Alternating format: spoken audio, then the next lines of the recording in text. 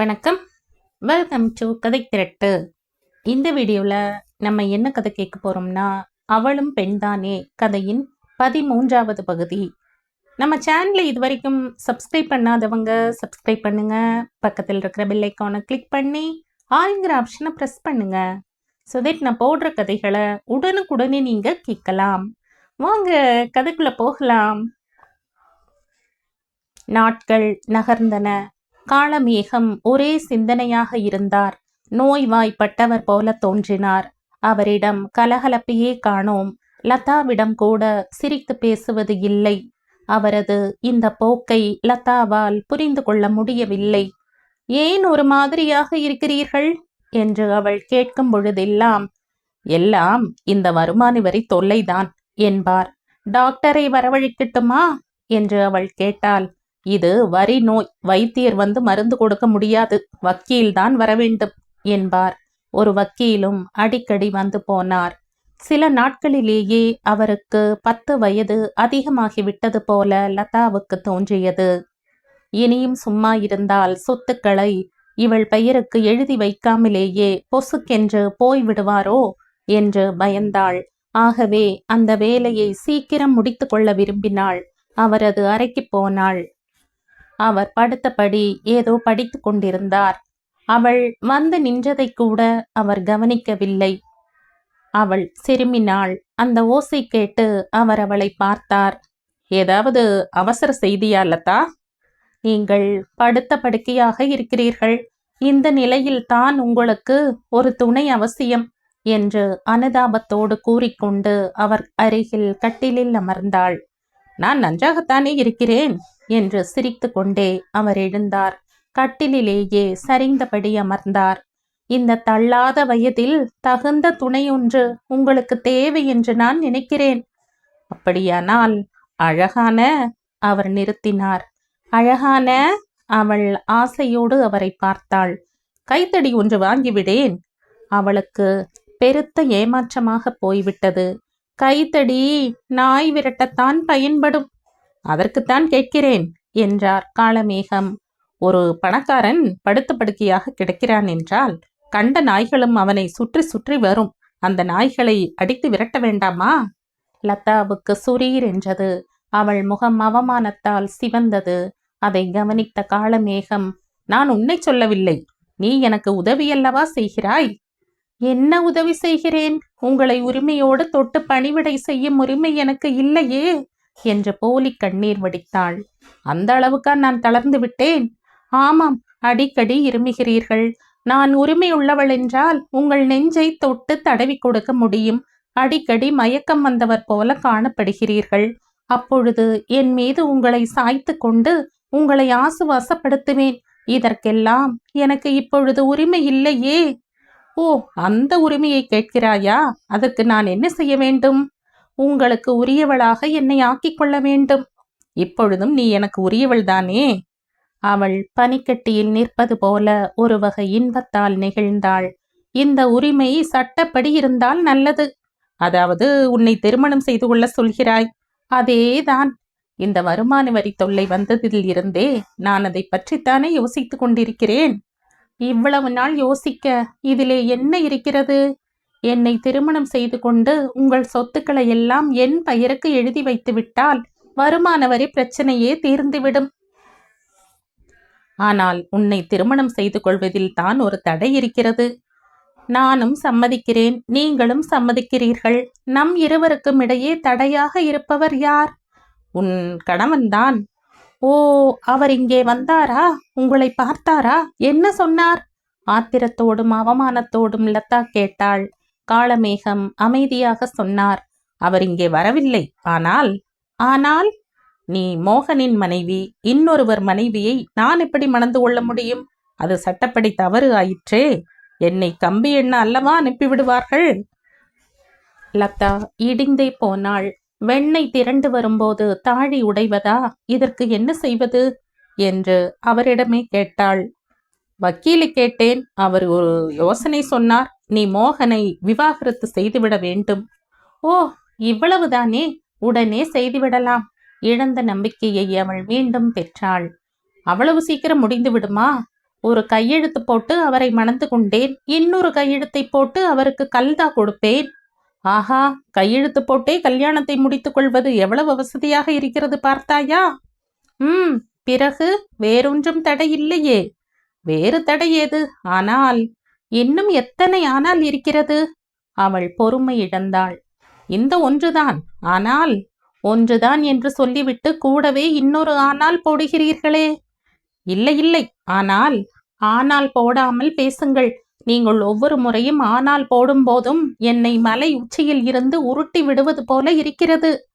அப்படியானால் ஆனாலை விட்டுவிடுகிறேன். ஆனால் இந்த விவகாரத்துக்கு மோகன் சம்மதிக்க வேண்டுமே, அவனும் கையெழுத்து போட வேண்டுமே. நான் கையை நீட்டுகிற இடத்திலே கையெழுத்து போடுவார். ஆனால் இது அவன் தலையிலே கை வைக்கிற விஷயம் ஆயிற்றே. என் ஒரே புன்னகைக்காக அவர் தன் உயிரையே கொடுப்பார். சரியான இளிச்சவாயன் போலிருக்கிறது. மோகனை நாளையே விவாகரத்து செய்துவிட்டு வந்துவிடுகிறேன். வேறு தடையே இல்லை. என்னை பொறுத்தவரை வேறு எந்த தடையும் இல்லை. அப்படியானால் வக்கீலை அழைக்கட்டுமா? சொத்துக்களை என் பெயருக்கு எழுத சொல்லட்டுமா? வரச் சொல்லேன். லதா அடைந்த மகிழ்ச்சிக்கு அளவே இல்லை. புது வெள்ளம் போல இன்பம் பொங்கி வழிந்தது. ஓ மை டார்லிங் என்ற ஆசையோடு அவரை கட்டி அணைத்து கொள்ள முயற்சித்தாள். அவர் சட்டென்று விலகிக் கொள்ள தலையணைதான் அவள் கையிலே சிக்கியது. மெய் மறந்து தலையணைக்கு முத்தமாறி பொழிந்தாள். சற்று கழித்துதான் அது தலையணை என்ற உணர்வு வந்தது. வெறுப்போடு அதை தூக்கி எறிந்துவிட்டு போன் செய்ய போனாள். அடுத்த சில நிமிடங்களில் வக்கீல் வந்தார். நான் லதாவை மணந்து கொள்ளப் போகிறேன் என்று வக்கீலிடமும் காளமேகம் தெரிவித்தார். 16 பெற்று பெருவாழ்வு வாழுங்கள். வக்கீல் வாழ்த்தினார். ஒரு பிள்ளையே தொல்லையாக இருக்கிறது, இந்த லட்சணத்தில் 16 தொல்லையா என்று காளமேகம் பயந்தார். வக்கீல், நான் இருக்கும்போது 16,000 தொல்லை வந்தால்தான் என்ன? இப்பொழுது நான் என்ன செய்ய வேண்டும், அதை சொல்லுங்கள். வக்கீல் பேனாவும் தாளும் எடுத்தார். லதா, நேரமாகிவிட்டது, நீ வீட்டுக்கு போகலாம். இந்த வேலையை நான் பார்த்து கொள்கிறேன் என்றார் காளமேகம். அப்படி ஒன்றும் அதிக நேரமாகி விடவில்லையே என்று லதா மழுப்பினாள். நேரமாகிவிட்டது, நீ போகலாம் என்று காளமேகம் வற்புறுத்தினார். அதன் பேரில் அந்த அறையில் இருந்து லதா ஏமாற்றத்தோடு வெளியேறினாள். வீட்டுக்கும் கிளம்பிவிட்டாள். மோகனுக்கு இன்று சீட்டு கிழித்துவிட வேண்டும் என்ற முடிவோடு பஸ் ஏறினாள். லதா வீட்டுக்கு வந்தபோது மோகன் ஏற்கனவே வந்திருந்தான்.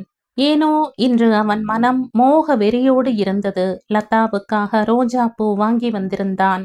அவளுக்கு பிடித்தமான ஆப்பிள் பழம், லாலா கடை அல்வா ஆகியவையும் வாங்கி வந்திருந்தான். அவள் வரும் முன் ஆடை மாற்றி தன்னை அழகுபடுத்தி கொண்டான். அவளை சந்திக்க ஏங்கிக் கொண்டிருந்தான். லதா தனது சம்பளத்தை வீட்டு செலவுக்கு கொடுக்க மறுத்த முதல் நாள் முதலே அவர்கள் இருவருக்கும் அவ்வளவு நல்ல உறவு இல்லை.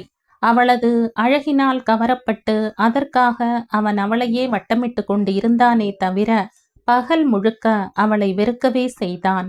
மாலை மயக்கத்தின் போது மட்டுமே அவளை தேடினான். அவன் கண்களுக்கு அவள் பேரழகியாக தோன்றினாள். லதாவோ அன்று முதல் அவனை தனது கால் தூசியாகத்தான் மதித்தாள். அவனை வெறுத்தாள். அவன் ஆசையோடு வந்தால் கூட முகத்தில் அடித்தது போல ஏதாவது கூறி விரட்டினாள். அவன் கெஞ்சினால் இவள் மிஞ்சினாள். அவன் கணக்கை தீர்க்க நாள் பார்த்து கொண்டிருந்தாள். இன்றே அப்பொன்னாள் இன்ப நன்னாள் என்று முடிவு செய்துவிட்டாள். ஆகவே வீட்டுக்குள் நுழைந்ததும் மோகனை பார்க்காதது போல நின்று கொண்டாள்.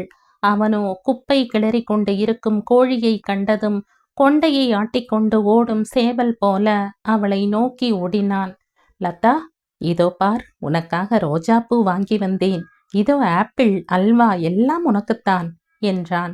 ஆசையோடு ரோஜா பூவை அவளுக்கு சூட முயற்சி செய்தான். அவளோ அதை தட்டி விட்டுவிட்டு அலட்சியமாக நடந்தாள். அவன் ஏமாற்றத்தோடு அவளை பின்தொடர்ந்தான். லதா, ரோஜா பூ என்றால் உனக்கு மிகவும் பிடிக்குமே. எனக்கு ரோஜா பிடிக்கும்தான், ஆனால் அதை ஒரு ராஜா கொடுக்க வேண்டும், வெறும் கூஜா கொடுக்க கூடாது என்று கடுகடுப்போடு கூறிவிட்டு அவள் அறைக்குள் நடந்தாள். மோகனுக்கு அவமானமாக இருந்தது. சற்று நேரம் மரம் போல நின்று விட்டான். அறைக்குள் சென்ற லதா துணிமணிகளை எடுத்து பெட்டிக்குள் அடுக்கினாள். பெட்டியை தூக்கி கொண்டு வெளியே வந்தாள். லதா, எங்கே புறப்பட்டு விட்டாய்? வெளியே நின்ற மோகன் பதட்டத்தோடு கேட்டான். உங்களுக்கு ஒரு வணக்கம், வருகிறேன் என்று அவள் நடந்தாள். அவன் முன்னே வந்து வழி மறித்தான். என்னை தனியே விட்டுவிட்டு எங்கே போகிறாய் லதா? எங்கோ போகிறேன், ஆனால் இனி இங்கே இருக்க மாட்டேன். ஏன்? என்னை ஏமாற்றி விட்டீர்கள். நானா? எப்படி? சீக்கிரமே நீங்கள் மேனேஜராக போவதாக ஆசை காட்டித்தானே என்னை மணந்து கொண்டீர்கள். ஓ, அதை சொல்கிறாயா? நீ மனம் வைத்தால் நான் நாளையே கூட மேனேஜர் ஆக முடியுமே. நாளை நான் மகாராணியாகவே ஆகப் போகிறேன். நீங்கள் மேனேஜர் ஆனால் என்ன, மண்ணாங்கட்டியானால் எனக்கு என்ன? என்ன சொல்கிறாய் லதா? அவன் குழம்பினான். அவள் தெளிவாக சொன்னாள். உங்களை விவாகரத்து செய்ய போகிறேன். அவன் தலையிலே இடி விழுந்தது போல இருந்தது. லதா என்று அலறிவிட்டான். விளையாட்டுக்கு கூட அப்படி சொல்லாதே லதா. உண்மையாகவே சொல்கிறேன், உங்களை நாளை காலையில் விவாகரத்து செய்ய போகிறேன் என்று அவள் திடமாக சொன்னாள். ஏன் லதா, உனக்கு என்னை பிடிக்கவில்லையா? முதலில் இருந்தேதான் உங்களை எனக்கு பிடிக்கவில்லை. நீங்கள் மேனேஜராகவாவது ஆவீர்கள் என்று எதிர்பார்த்துத்தான் உங்களை மணக்க சம்மதித்தேன். நீங்களோ பிடித்து வைத்த பிள்ளையார் போல உட்கார்ந்த இடத்திலேயே உட்கார்ந்திருக்கிறீர்கள். காலம் வரும் என்று காத்திருக்கிறேன். அவ்வளவு பொறுமை எனக்கு இல்லை. உங்களுக்கு காலம் வரும் முன் எனக்கு கிழக்கோலம் வந்துவிடும். இளமை பொழுதை இன்பமாக கழிக்க விரும்புகிறவள் நான். ஆகவே உங்களை விவாகரத்து செய்ய தீர்மானித்து விட்டேன். விவாகரத்தா?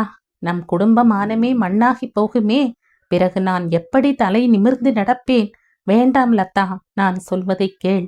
இதுவரை உனக்கு நான் எதிலாவது குறை வைத்திருக்கிறேனா? இன்று நான் உண்மையை சொல்கிறேன். உங்களை மணந்து கொண்ட நாளில் இருந்து ஒரு நாள் கூட நான் இன்பமாக இருந்தது இல்லை. உடல் இன்பம், உல்லாச இன்பம் எல்லாவற்றையும் சேர்த்துத்தான் சொல்கிறேன். நீங்கள் வேண்டுமானால் என்னிடம் இன்பம் கண்டிருக்கலாம். அப்பொழுதெல்லாம் நான் வெறும் மரக்கட்டையாகத்தான் இருந்திருக்கிறேன். இனிமேல்தான் நான் உண்மையான இன்ப வாழ்வு தொடங்கப் போகிறேன். லதா, உனது கபடமற்ற உள்ளத்தை யாரோ கலக்கிவிட்டிருக்கிறார்கள். அவர்களை நம்பாதே. நான் உன் அழகுக்கு அடிமை. இந்த அடிமையை காலிலே போட்டு மிதித்து விடாதே. எந்த பெண்ணுமே அடிமையை விரும்புவது இல்லை. தன்னை ஆளக்கூடியவனையே விரும்புவாள். லதா, வீண் பேச்சுக்கு இடமில்லை. விவாகரத்துக்கு நான் முடிவு செய்து விட்டேன். இதற்கு நான் ஒரு நாளும் சம்மதிக்கவே மாட்டேன். எங்கள் குடும்பமானமே காற்றிலே பறந்துவிடும். இந்த ஏற்பாட்டுக்கு நீங்கள் மரியாதையாக சம்மதிக்காவிட்டால் உங்கள் மானத்தை கொண்டு போய் கோர்ட்டிலே நிறுத்துவேன். கோர்ட்டு உன் விருப்பப்படியெல்லாம் நடக்காது. நடக்க வைப்பேன். உங்களுக்கும் உங்களோடு வேலை பார்க்கும் லேடி டைபிஸ்டுக்கும் கள்ளக்காதல் என்று குற்றம் சாட்டுவேன். அந்த அப்பட்டமான பொய்யை நிரூபிக்க முடியாதே. அந்த லேடி டைபிஸ்டையே கோர்ட்டிலே கொண்டு வந்து நிறுத்தி அவள் வாயாலேயே மோகனுக்கும் எனக்கும் தொடர்பு உண்டு என்று சொல்ல வைப்பேன். நீ செய்தாலும் செய்வாய்.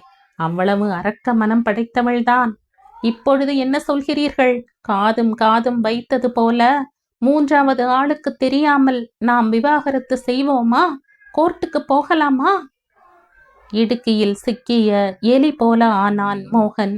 விவாகரத்து என்பதே அவனை தேளாக கொட்டியது. அதற்காக கோர்ட்டிலே போய் நிற்பது என்பது தேள் கொட்டிய இடத்தில் தீயும் சுட்டது போல இருந்தது.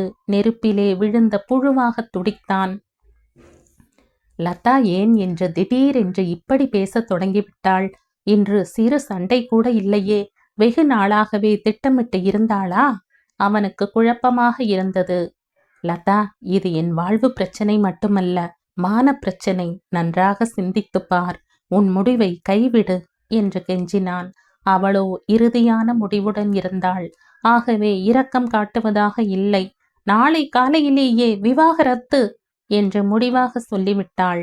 அவன் அமைதியாக அவள் கையில் இருந்த பெட்டியை வாங்கி சென்று உள்ளே வைத்தான். அதன் பின் இருவரும் ஒன்றும் பேசிக்கொள்ளவில்லை. அங்கே ஓர் ஊமை நாடகம் நடந்தது.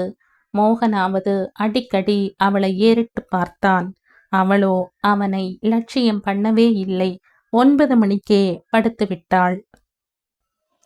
மலர்ந்த ரோஜா பூ போல லதா மெத்தையிலேயே கிடந்தாள். அவன் சற்று தூரத்தில் இருந்த தூணை பிடித்து நின்றபடி அவளையே பார்த்தான். அவளை பார்க்க பார்க்க அவன் மனதில் தீ கொழுந்து விட்டு எரிந்தது. இதயம் விம்மி புடைத்தது. உடலெங்கும் ரத்தம் வேகமாக சுழன்றது. மூச்சு அனலாக சுட்டது. நெற்றியில் வியர்வை துளிகள் முத்து முத்தாக அரும்பின. அவளையே வெறிக்க பார்த்து கொண்டு நின்றான். மலர் விழிகளை மூடியபடி அவள் படுத்திருந்தாள். படுக்கை அறை விளக்கை ஏற்றினான். மேகத்துக்குள் மறைந்த முழுமதியின் ஒளி போல ஒரு மங்கலான வெளிச்சம் மட்டுமே அந்த அறையில் இருந்தது. அந்த வெளிச்சத்தில் அவளை பார்த்தான். இப்பொழுது அவள் 1000 மடங்கு புதிய அழகுடன் அவன் கண்ணுக்கு தோன்றினாள். இருள் அவளுக்கு தனி அழகை தந்தது. இருளிடையே கலந்த ஒளி அழகை மெருகு ஏற்றியது. வெள்ளை சலவைக்கல் சிலையை மஸ்லின் துணியால் மூடியது போல அவள் மீது ஒளி படர்ந்திருந்தது. வைர பதக்கம் போல அவள் கிடந்தாள். அவள் மல்லாந்து படுத்திருந்ததால் அழகின் சிகரமாக அவனுக்கு தோன்றினாள். வண்டின் வருகைக்காக காத்திருக்கும் வண்ண மலராக அவளை அவன் நினைத்தான்.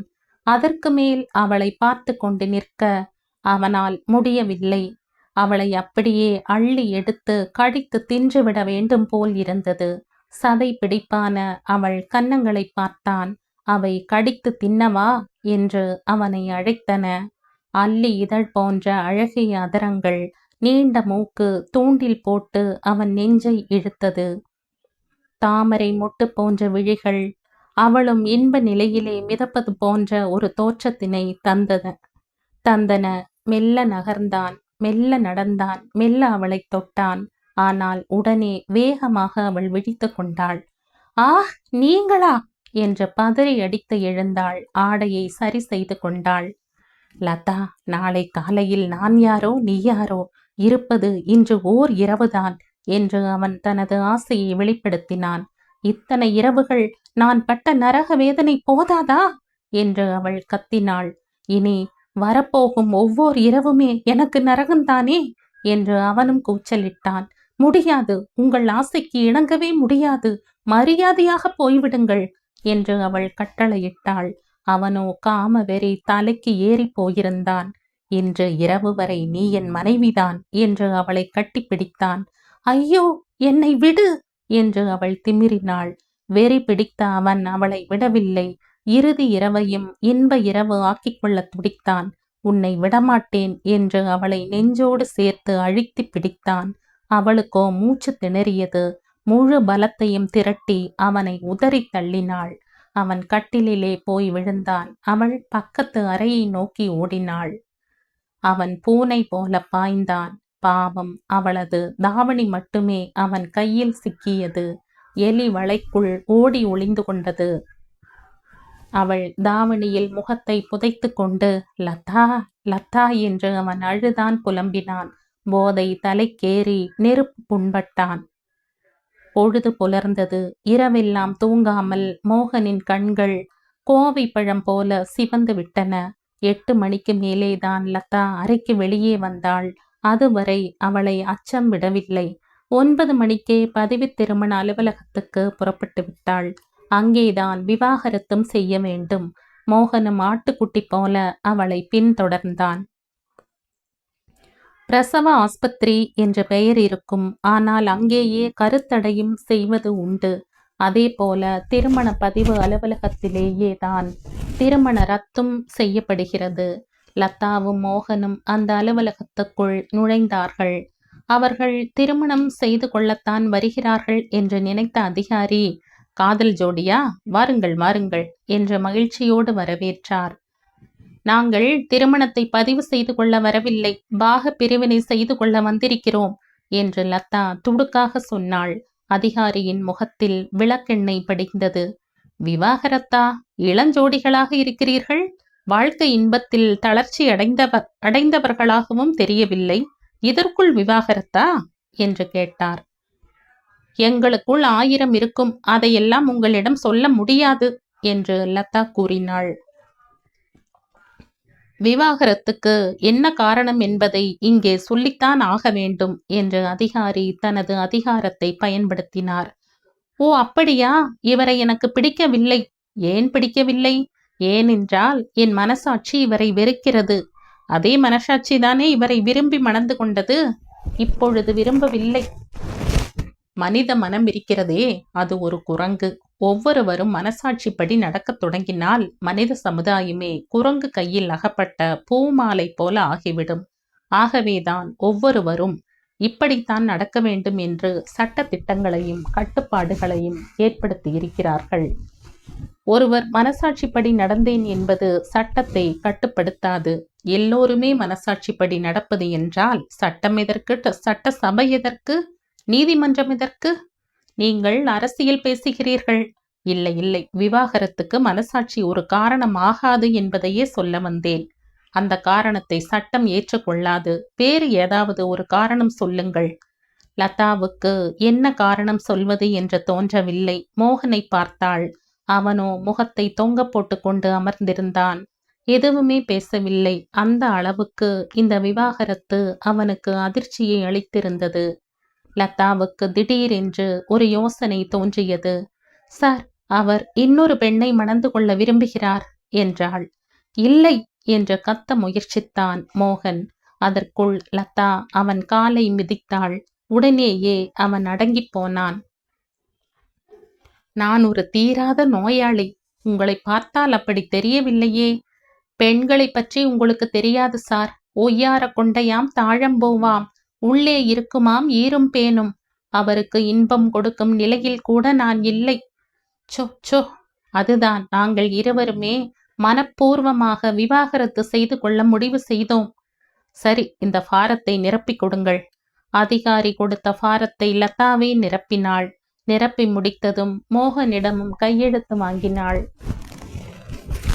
அவன் படித்து பார்க்காமலேயே அவள் காட்டிய இடத்தில் கையெழுத்து போட்டான்.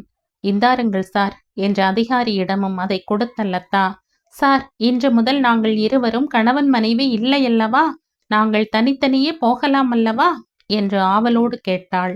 அந்த பாரத்தை வாங்கி கொண்ட அதிகாரி, இன்னும் 30 நாள் கழித்து இருவரும் வாருங்கள் என்றார். ஏன் சார் என்று லதா அதிர்ச்சியாக கேட்டாள். மனசாட்சிதான் காரணம் என்றார் அதிகாரி. மனம் விரும்பித்தான் முதலில் அவரை மணந்து கொண்டீர்கள். மனம் விரும்பித்தான் இப்பொழுது விவாகரத்தும் செய்கிறீர்கள். இன்னும் 30 நாளைக்கு உங்கள் மனம் மாறக்கூடுமல்லவா? மீண்டும் இவரையே நீங்கள் விரும்பக்கூடுமல்லவா? இவரை நான் ஒரு நாளும் விரும்ப மாட்டேன், விரும்பியதும் இல்லை என்று லதா கூவினாள். இப்பொழுதே எங்கள் விவாகரத்தை ரத்து செய்து விடுங்கள். அதற்கு சட்டத்தில் இடம் இல்லையே அம்மா. நீங்கள் அறிவிப்பு கொடுத்த 30 நாள் கழித்துத்தான் விவாகரத்து அமுலுக்கு வரும். நீங்கள் இருவரும் மீண்டும் சிந்தித்து ஒரு நல்ல முடிவுக்கு வரத்தான் சட்டம் இந்த அரிய வாய்ப்பை அளிக்கிறது. ஆகவே போய் மீண்டும் யோசித்து பாருங்கள். இருவரும் மனம் விட்டு பேசுங்கள். உங்கள் முடிவில் மாறுதல் இல்லை என்றால் 30 நாள் கழித்து மாறுங்கள். விவாகரத்து சர்டிபிகேட் தருகிறேன் என்று அதிகாரி கூறினார். லதாவுக்கு ஒரே ஏமாற்றம். சார், இப்பொழுதே என்று கெஞ்சினாள். அதிகாரி சிரித்தார். நான் ஒரு அதிகாரி, அரசியல்வாதி அல்ல. மனசாட்சிப்படி நடக்க முடியாது. சட்டப்படிதான் நடக்க வேண்டும். மோகனுக்கு மிகவும் மகிழ்ச்சியாக இருந்தது. இந்த 30 நாளைக்குள் லதாவின் மனதை மாற்ற முயற்சிக்கலாம் என்று நினைத்தான். குறைந்தது இன்னும் 30 நாள் அவளோடு சேர்ந்து வாழ முடியுமே. லதா, சாரி என்று மீண்டும் பரிதாபமாக கெஞ்சினாள்.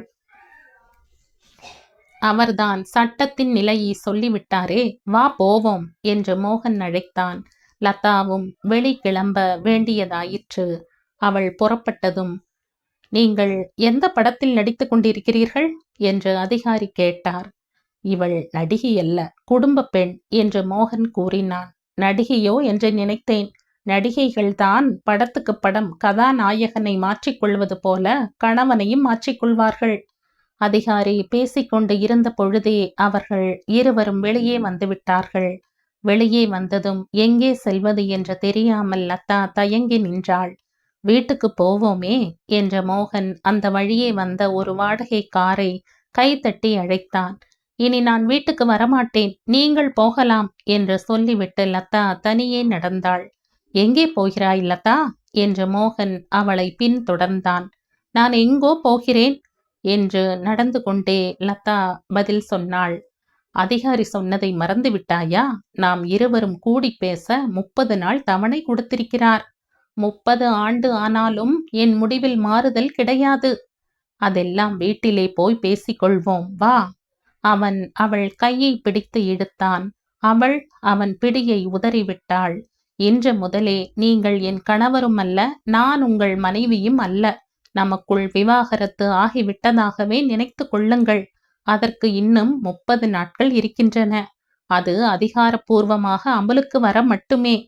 செத்தவர்களுக்கு செய்யப்படும் 30ஆம் நாள் சடங்கு என்று அதை நினைத்து கொள்ளுங்கள். லதா, குமாரி லதா என்று அழையுங்கள். ஓ, இனி அப்படி அழைக்க கூட உங்களுக்கு அருகதை கிடையாது. வழியை விடுங்கள். என் பாதையில் குறுக்கிட உங்களுக்கு உரிமை இல்லை. அவனிடமிருந்து அவள் விலகி சென்றாள். அவன் கண் கலங்க அவளையே பார்த்து கொண்டு நின்றான். ஹாரன் ஒலி கேட்டது. திரும்பி பார்த்தான். அவன் கை தட்டி அழைத்த வாடகை கார் காத்து கொண்டு நின்றது. அதிலே ஏறிக்கொண்டான். லதா நேரே காளமேகத்திடம் சென்றாள். அவளை பார்த்ததுமே, என்ன விவாகரத்து ஆகிவிட்டதா என்று காளமேகம் கேட்டார். ஆன மாதிரிதான் என்று அவள் குதூகலமாக சொன்னாள். மேற்கொண்டு ஆக வேண்டியதை நீங்கள் செய்யலாம். அப்படியானால் இன்னும் மோகனை நீ விவாகரத்து செய்யவில்லையா? ஆன மாதிரிதான் என்கிறேனே. மாதிரிதான் என்றால் அதற்கு பல அர்த்தம் உண்டு. உதாரணமாக குதிரை மாதிரி என்றால் கழுதை என்று அர்த்தம். விவாகரத்துக்கு இருவருமே சேர்ந்து நோட்டீஸ் கொடுத்து விட்டோம். இன்னும் 30 நாள் கழித்துத்தான் அது அமலுக்கு வருமாம் என்று லதா விளக்கினாள். அதுவரை நீங்கள் காத்திருக்க வேண்டாம் என்று நான் சொல்ல வந்தேன். நான் தான் வக்கீலிடம் எல்லாம் சொல்லிவிட்டேனே. இன்னொரு விஷயம், இன்று முதல் நான் இங்கேயே தங்கப் போகிறேன். ஏன்? வீட்டுக்கு போனால் அந்த பைத்தியம் மனைவி என்று உரிமை கொண்டாடி கொண்டு எனக்கு தொல்லை கொடுக்கும். அப்படியா என்ற காளமேகம் வேலைக்காரனை அழைத்து, லதாமா தங்குவதற்கு அவுட் ஹவுஸை சுத்தம் செய்து கொடு என்றார். லதாவுக்கு பெருத்த ஏமாற்றமாக இருந்தது. அவர் கூடவே இருக்க வேண்டும் என்று விரும்பினாள். அதற்குள் அவர் முந்திக் கொண்டு அவளை அவுட் ஹவுஸில் தள்ளிவிட்டார். லதா அங்கே செல்வதை தவிர வேறு வழி இல்லை. தினசரி காலண்டரில் 30 தாள்கள் கிழிந்தன. திருமண பதிவு அலுவலகத்துக்கு செல்ல வேண்டிய நாள் இன்றுதான். மோகனையும் அழைத்து செல்ல அவனை தேடி லதா புறப்பட்டாள். 30 நாட்களில் பாதி ஆளாக மோகன் இழைத்து விட்டான். மணமான 30 நாளிலேயே மனைவியை பறி கொடுத்தவன் போல இருந்தான்.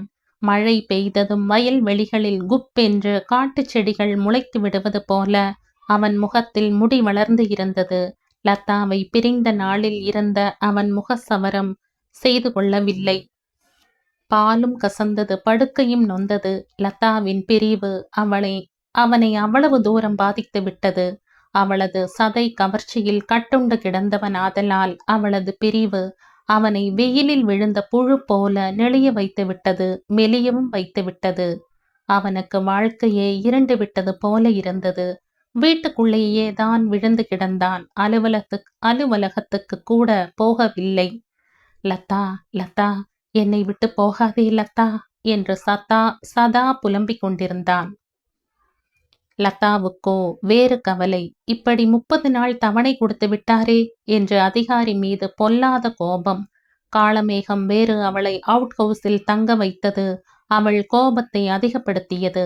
பல்லை கடித்து கொண்டு இருந்தாள்.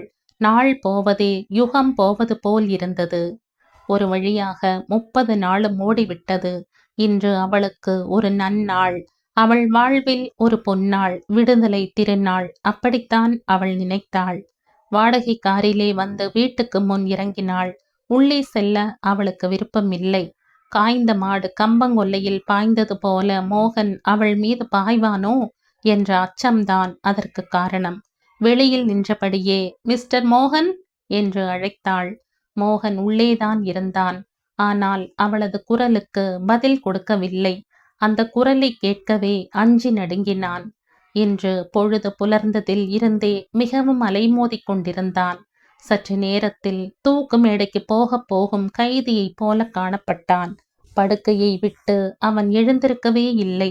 அழுது அழுது அவன் கண்கள் கோவை பழம் போல சிவந்து விட்டதோடு கோழி முட்டை போல வீங்கியும் விட்டன. லதாவை நினைத்தாலே யமன் வருவது போல அவனுக்கு இருந்தது. மிஸ்டர் மோகன், லதா தான் மீண்டும் குரல் கொடுத்தாள். துப்பாக்கி குண்டு போல இந்த குரல் மோகனின் காதிலே பாய்ந்தது. நான் வரமாட்டேன், வரமாட்டேன், என்னை விட்டுவிடு என்று கூவினான். ஆனால் வெளியில் நின்ற லதாவின் காதுகளில் அந்த கூக்குரல் விழவில்லை. வீடு உள்ளே தாழிடப்பட்டு இருந்ததால் மோகன் உள்ளேதான் இருக்கிறான் என்பது அவளுக்கு நன்றாக தெரிந்தது. ஆகவே பட பட என்று கதவை தட்டி கொண்டே மோகன், மோகன் என்று குரல் கொடுத்தாள். நான் வரமாட்டேன், வரமாட்டேன் என்று கூவிக்கொண்டே தலையணையை இறுக அணைத்து கொண்டு மோகன் படுக்கையில் அழுத்தமாக படுத்து கொண்டான். பள்ளிக்கூடம் போக மாட்டேன் என்று அடம் பிடிக்கும் சிறு பிள்ளை போல அவன் நடந்து கொண்டான்.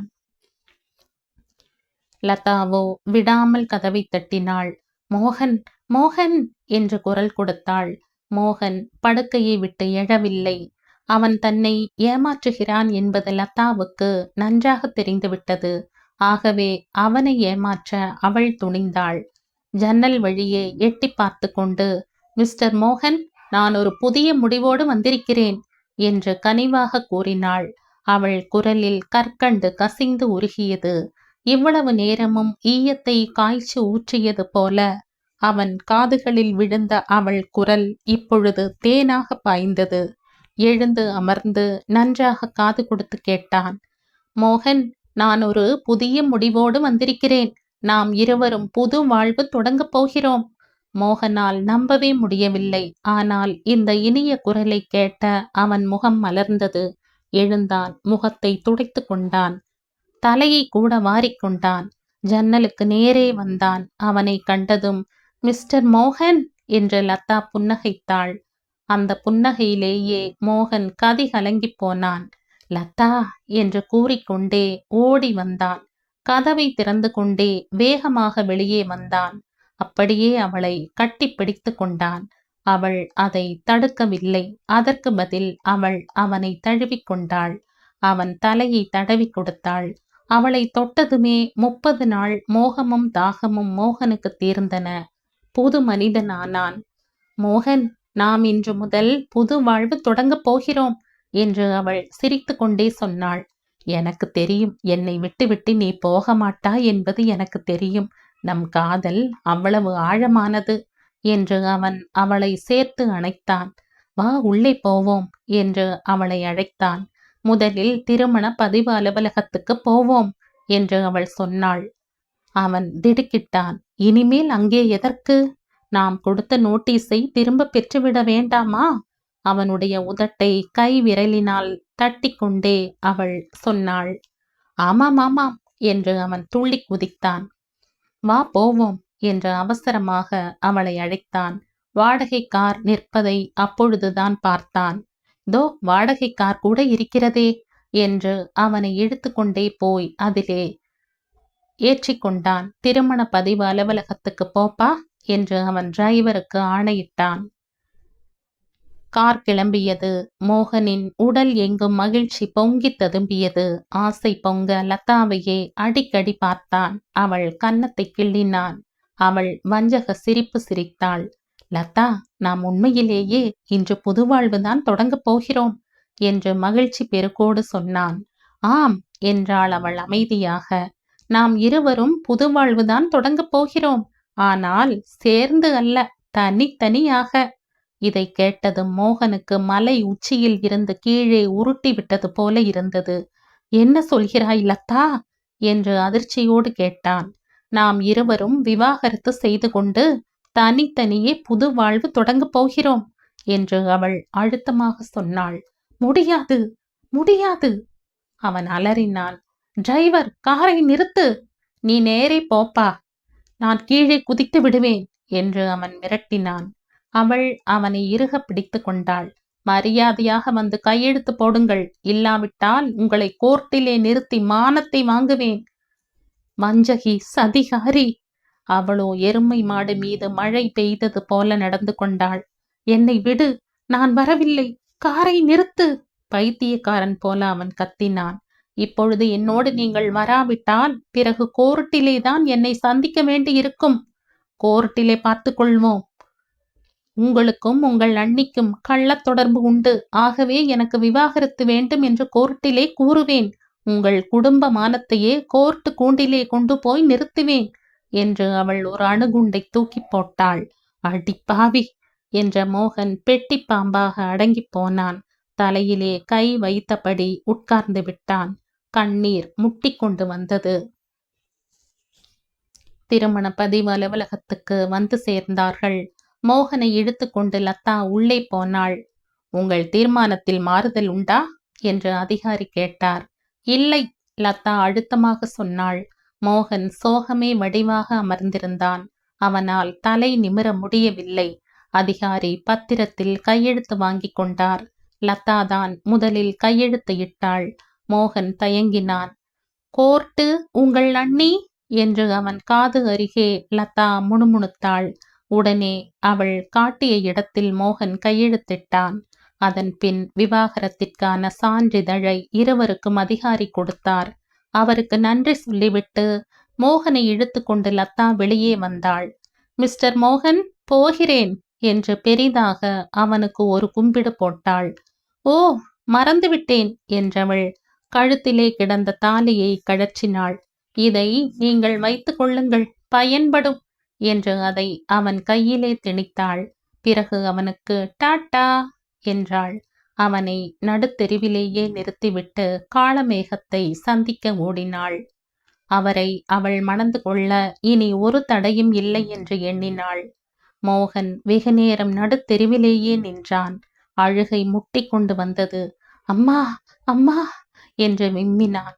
இந்த மணமான ஆண்களே இப்படித்தான். மனைவி கையிலே குட்டுப்படும் பொழுது மட்டும்தான் தாயை நினைப்பார்கள். அம்மா என்று கதறியே விட்டான். அன்னையின் அரவணைப்பு இப்போது அவனுக்கு தேவைப்பட்டது. அம்மாவை காண அண்ணன் வீட்டுக்கு ஓடினான். இந்த கதையின் தொடர்ச்சியை அடுத்த பதிவில் கேட்கலாம். நன்றி.